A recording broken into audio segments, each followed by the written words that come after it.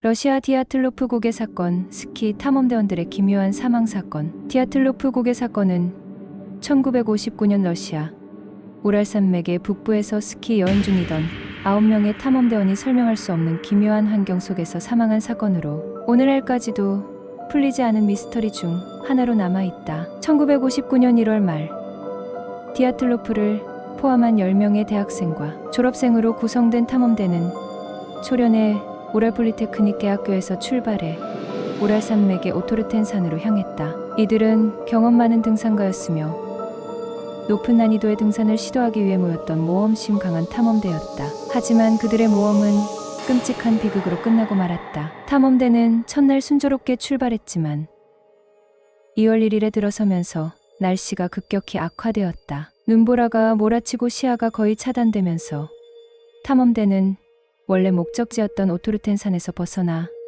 예상보다 훨씬 험난한 지역인 콜라 시아클 산 근처에서 캠핑을 하게 되었다. 그들은 그곳에서 마지막으로 캠프를 친 후 사망한 사건이 발생했다. 탐험대가 약속된 일정 내에 돌아오지 않자 이들의 친구들과 가족은 불안해했고 구조대가 2월 20일에 탐험대의 행방을 수색하기 시작했다. 구조대는 며칠 후 눈 속에서 그들의 텐트를 발견했지만 텐트는 내부에서 찢겨져 있었고 탐험대원들은 텐트를 벗어나 약 1.5km 떨어진 곳에서 각각 다른 상태로 발견되었다. 사망한 탐험대원들의 시신은 이상한 상태였다. 일부는 눈 속에서 옷을 거의 입지 않은 채 발견되었으며 신발이나 방한복을 착용하지 않은 상태였다. 그들은 맨발이거나 속옷 차림으로 추위에 노출된 상태였고 구조대는 그들이 매우 급하게 텐트를 탈출한 것으로 보았다. 그러나 이보다 더 기이한 것은 몇몇 탐험대원들의 몸에 남겨진 심각한 부상이었다. 2명은 갈비뼈가 부러지고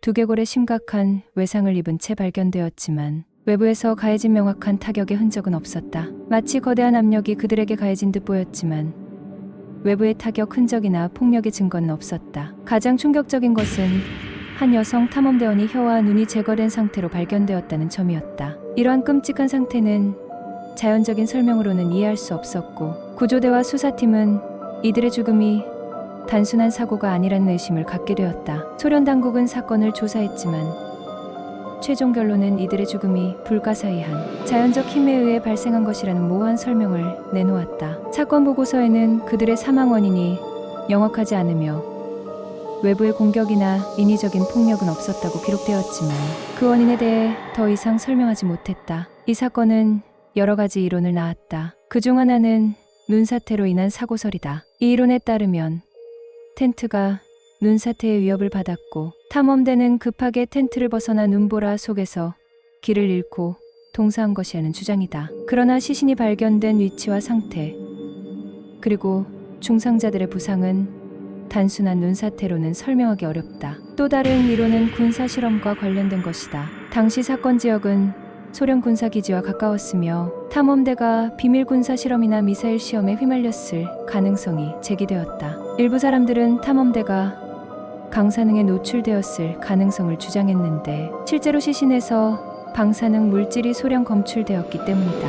그러나 방사능의 양은 그리 많지 않았고 이 역시 명확한 결론을 내리지 못했다. 초자연적 현상이나 UFO와 같은 비과학적인 이론도 제기되었다.